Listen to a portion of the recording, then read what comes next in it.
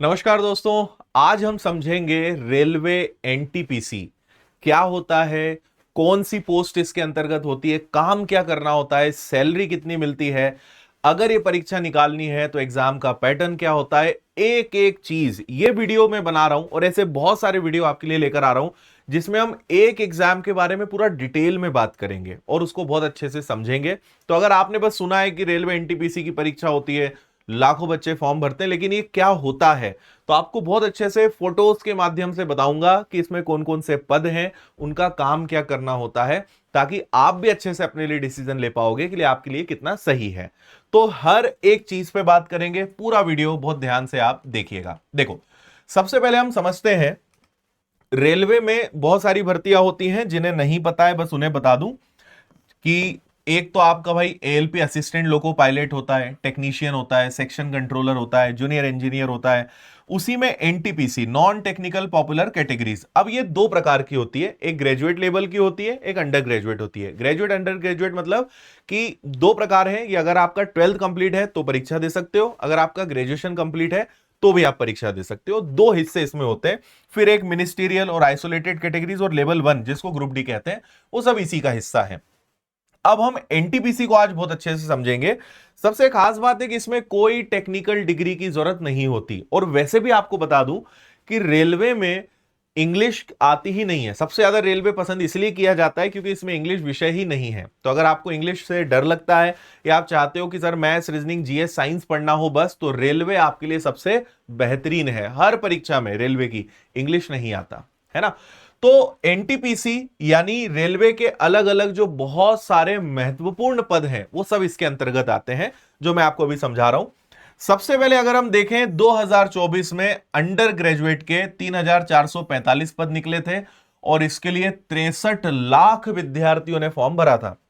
Graduate level की बात करें 8113 वैकेंसीज निकली थी, जिसके लिए 58 लाख विद्यार्थियों ने अप्लाई करा था। 2025 में वैकेंसीज थोड़ी कम हुई, तो अंडर ग्रेजुएट में 3058 वैकेंसीज निकली, ग्रेजुएट लेवल में 5810 वैकेंसीज निकली, जिसमें लगभग 40 से 50 लाख विद्यार्थियों ने अप्लाई करा। थोड़ी सी वैकेंसी कम हुई, थोड़ी सी फॉर्म भरने वालों की संख्या भी यहां पर कम हुई। ठीक है, आगे चलते हैं। अब देखो, एज अंडर ग्रेजुएट के लिए मिनिमम 18 है, मैक्सिमम 30 है। ग्रेजुएट लेवल के लिए भी मिनिमम 18 है लेकिन मैक्सिमम 33 है। और कैटेगरी वाइज 3 साल 5 साल का रिलैक्सेशन मिलता ही है एसटी, एससी, ओबीसी के विद्यार्थियों को। ठीक है। क्वालिफिकेशन जैसे मैंने कहा कि अंडर ग्रेजुएट का मतलब ही है सिर्फ 12वीं पास, ग्रेजुएट का मतलब है सिर्फ आपका ग्रेजुएशन कंप्लीट होना चाहिए। सैलरी की अगर बात करें तो अंडर ग्रेजुएट में मिनिमम लगभग 30 से 35 हजार लगभग हर पद पे मिलता है, लेकिन कुछ पोस्ट ऐसी भी जिसमें सैलरी बहुत ज्यादा मिलती है, इससे भी ज्यादा। और ग्रेजुएट लेवल में देखें तो मिनिमम 40 से 45 से 50 हजार है, लेकिन यहां भी फिर डिपेंड करता है पोस्ट पे, 60 हजार 70 हजार तक भी जॉब आपको यहां पर देखने को मिलेंगे। अब देखो, इसमें सबसे पहले होता है सीबीटी 1, फिर होता है सीबीटी 2, फिर होता है टाइपिंग टेस्ट, फिर होता है आपका कंप्यूटर बेस्ड एक एप्टीट्यूड टेस्ट होता है जिसको साइको टेस्ट भी कहते हैं, जो कुछ जैसे स्टेशन मास्टर, ट्रैफिक असिस्टेंट, इनके लिए होता है। डॉक्यूमेंट वेरिफिकेशन और मेडिकल होता है। अब अगर हम सबसे पहले सीबीटी 1 की बात करें तो देखो, जनरल अवेयरनेस आएगा। जनरल अवेयरनेस मतलब पूरा आपका जीएस, करंट अफेयर सब कुछ हो गया, मैथ्स हो गया और रीजनिंग हो गया। इनके 100 क्वेश्चंस रहेंगे, 90 मिनट का समय रहेगा। दोनों के लिए सेम बात कर रहा हूं, ग्रेजुएट, अंडर ग्रेजुएट, आप दोनों परीक्षाएं भी दे सकते हो अगर आपका ग्रेजुएशन कंप्लीट है। सारी परीक्षाएं अलग अलग होती हैं। इसके बाद सीबीटी 2, दोनों का पैटर्न सेम है। और एक और अच्छी बात बता दूं कि दोनों की तैयारी एक साथ कर सकते हो, अलग अलग करने की भी जरूरत नहीं है, एक ही बार में बढ़िया तैयारी हो जाती है। पैटर्न दोनों का सेम है, सिलेबस दोनों का सेम है, लेवल भी लगभग दोनों का सेम है, तो तैयारी दोनों की एक साथ हो सकती है, ग्रेजुएट और अंडर ग्रेजुएट की। सीबीटी 2 में जनरल नॉलेज और अवेयरनेस के क्वेश्चंस रहेंगे, मैथ्स के क्वेश्चन रहेंगे, रीजनिंग के क्वेश्चन रहेंगे।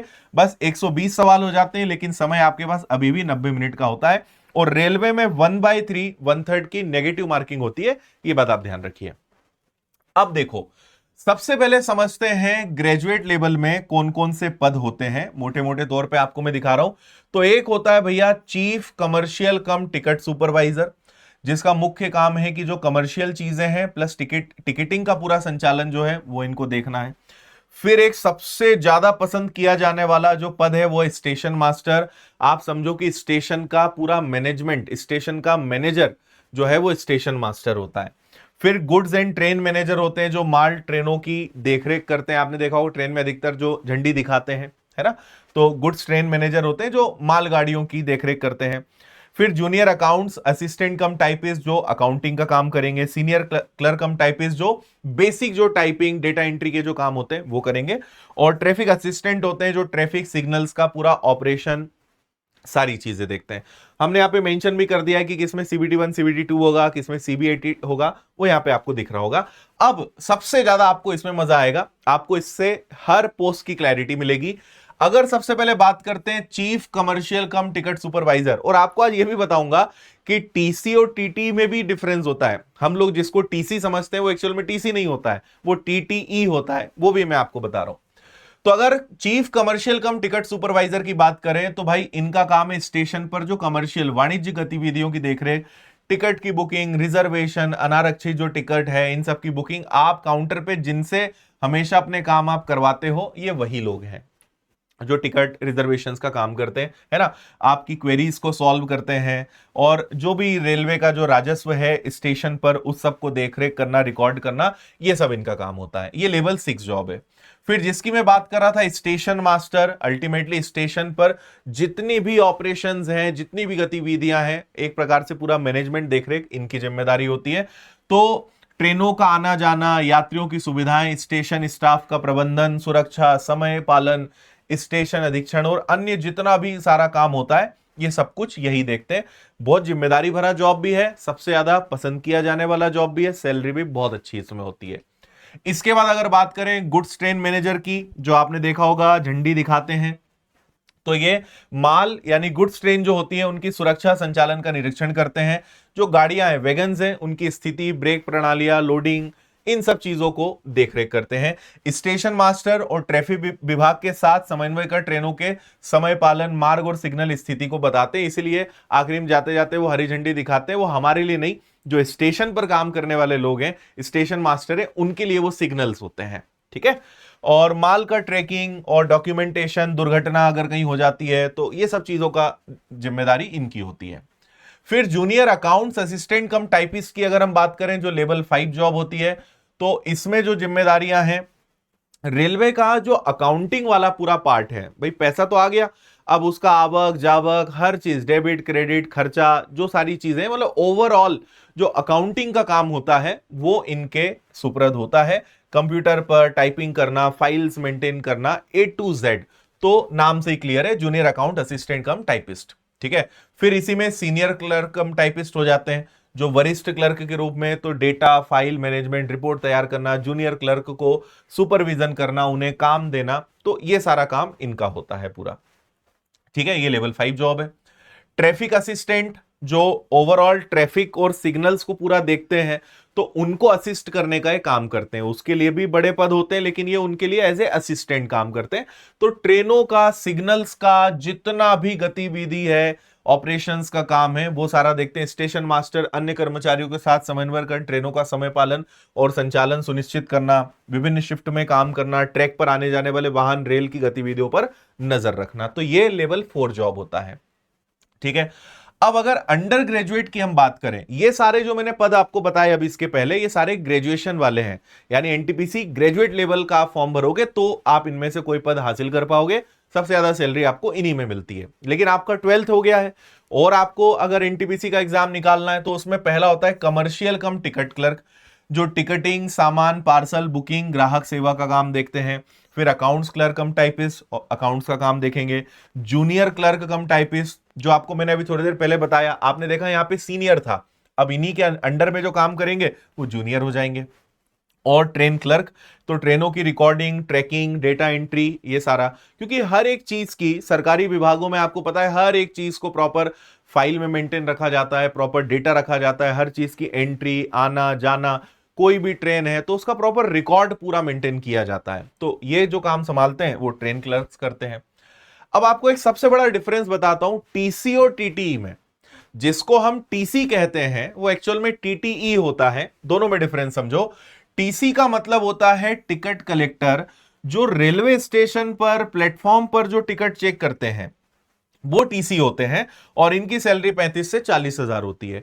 और जो ट्रेन में टिकट चेक करते हैं, ट्रेवलिंग टिकट एग्जामिनर, ये होते हैं टीटीई, नॉट टीसी, है ना, इन्हें टीटी कहते हैं, जो रेल के अंदर यात्रियों की टिकट चेक करते हैं। और इनकी सैलरी इनसे थोड़ी ज्यादा होती है, 36,000 से लेकर 50,000, 52,000 तक इनकी होती है।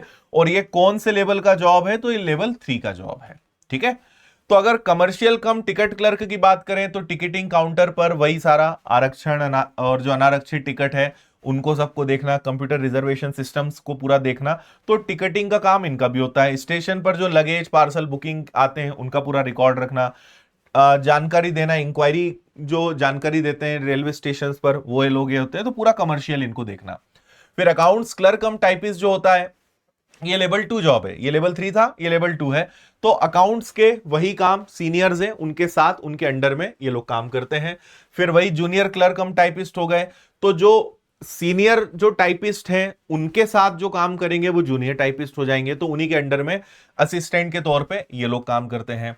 फिर ट्रेन क्लर्क है, जो मैंने कहा कि ट्रेन की सारी गतिविधियां, सारा रिकॉर्ड, सारी चीजों का पूरा जो प्रबंधन होता है वो ये लोग उसका पूरा लेखा जोखा मेंटेन करते हैं। तो ये है आपका ट्रेन क्लर्क। तो आपको समझ में आया, 2 प्रकार की भर्तियों की हमने बात करी। NTPC non technical popular categories इसका फुल फॉर्म है। कोई टेक्निकल डिग्री नहीं चाहिए, सिंपल 12th या ग्रेजुएशन है, आप फॉर्म भर सकते हो। सैलरी के मामले में शानदार, पोस्ट बड़ी शानदार इसके अंतर्गत होती है जो मैंने आपको दिखाई। ग्रेजुएट अंडर ग्रेजुएट के डिफरेंस को समझा, किसका क्या काम होता है वो हमने समझा, और एग्जाम पैटर्न भी हमने देखा, क्वालिफिकेशन हमने देखी, हर चीज बड़ी शानदार होती है रेलवे की। तो एनटीपीसी सबसे ज्यादा डिमांड वाला एग्जाम होता है। सबसे ज्यादा बच्चा चाहता है कि NTPC graduate under graduate level का एग्जाम निकल जाए तो लाइफ एकदम सॉलिड है अपनी। तो अगर आप रेलवे में जॉब लेना चाहते हो तो इस एग्जाम को टारगेट जरूर करिएगा। ठीक है, अब अगर बात करें इसकी तैयारी कैसे कर सकते हो, तो विनर्स एप्लीकेशन पर आपको एनटीपीसी का स्पेशल बैच या रेलवे का कंप्लीट फाउंडेशन बैच मिल जाएगा। और इन बैचेस से पढ़कर और विनर्स की पूरी टीम के मार्गदर्शन में हजारों बच्चों ने परीक्षाएं पास करी हैं। जैसे मैं आपको कुछ फोटोज दिखा रहा हूं, ये आरपीएफ कांस्टेबल में हमारे कुछ चयनित विद्यार्थी हैं, है ना, जो अलग अलग समय पे आए। बहुत सारे विद्यार्थी हमारे आरपीएफ में चयनित हुए हैं। आरपीएफ के अलावा अगर बात करें तो एएलपी में हमारे बच्चे सिलेक्टेड हैं। इनके सारे वीडियोस भी उपलब्ध हैं, आप वीडियोस देखिएगा। टेक्नीशियंस हैं, है ना, टेक्नीशियन ग्रेड 3 है, ग्रेड 1 है, जिसमें विनर्स के विद्यार्थी सिलेक्ट हुए हैं। ठीक है, ये टेक्नीशियन वाले कुछ बच्चे हैं। और अलग अलग विद्यार्थियों के ग्रुप डी और उनसे रिलेटेड कई सारे हमें कमेंट्स मिलते हैं कि सर विनर्स से जुड़ के उन्होंने सफलता हासिल करी है। तो ऐसे हजारों बच्चे हैं जिन्होंने रेलवे में सफलता हासिल करी है। विनर्स प्लेटफॉर्म के माध्यम से आप भी कर सकते हो। तो अगर एनटीपीसी की बहुत अच्छी तैयारी करनी है, घर बैठे बहुत कम फीस में पूरा सिलेबस आपको अच्छे से पढ़ने को मिल जाएगा और बहुत अच्छे टीचर्स के गाइडेंस में, पर साथ ही प्रॉपर स्टडी मटेरियल, नोट्स, हर चीज बहुत व्यवस्थित आपको मिलेगी। तो आप इसका फायदा ले सकते हैं। बाकी टेस्ट सीरीज, किताबें, रेलवे का कंप्लीट फाउंडेशन, आप चाहते हो कि रेलवे की सारी परीक्षाओं की तैयारी के लिए अलग अलग कोर्स ना ज्वाइन करना पड़े, एक ही कोर्स से काम हो जाए, तो आपके लिए ये है रेलवे फाउंडेशन 1399 में आपको मिलेगा। NTPC, ALP, group D, RPF, section controller, सारे विषय। और आप देखिए टीचर्स कितने सारे आपको मिल रहे हैं। विनर्स की खासियत है 1 सब्जेक्ट 1 टीचर, एक बार में आपको एक विषय ही कोई टीचर पढ़ाएगा जो उस विषय का अनुभवी है। तो आपको पूरी बड़ी टीम मिलती है और सब अपने अपने विषय के महारथी है, धुरंधर है। तो आपको शानदार टीचर्स इसमें मिलते हैं। और अगर ऑफलाइन पढ़ना है तो आप इंदौर आ सकते हो विनर्स के सेंटर पर, ऑफलाइन भी आपको प्रॉपर क्लासेस मिल जाएंगी। तो ये और हर विषय की किताबें मिल जाएंगी। तो maths, reasoning, GS, science, computer, static, GK, हर एक चीज आपको मिल जाएगी। तो ये सब आपको मिलेगा विनर्स इंस्टीट्यूट ऐप पर। ऑफलाइन ज्वाइन करना है, इंदौर का एड्रेस है, किताबें आप कहीं से भी ऑर्डर कर सकते हो। बाकी विनर्स के साथ सारे प्लेटफॉर्म्स पे जुड़े रहें ताकि सारे अपडेट्स आपको मिलते रहे। और विनर्स की और भी चैनल्स हैं, इनसे भी आप जुड़ सकते हैं। और ये विनर्स की पूरी टीम है। उम्मीद है इस प्रकार के वीडियो से आपको हेल्प मिलेगी। आगे हर एग्जाम के आपको वीडियो देखने को मिलेंगे जहां बेसिक 0 लेवल से हम पूरे एग्जाम्स की बात करेंगे। और अगर किसी स्पेशल एग्जाम्स पे आप वीडियो चाहते हो तो मुझे कमेंट करके बताना। और ये वीडियो कैसा लगा इस बारे में भी कमेंट करके बताइएगा। थैंक यू, शुभकामनाएं आप सभी को, ऑल द बेस्ट, जय हिंद।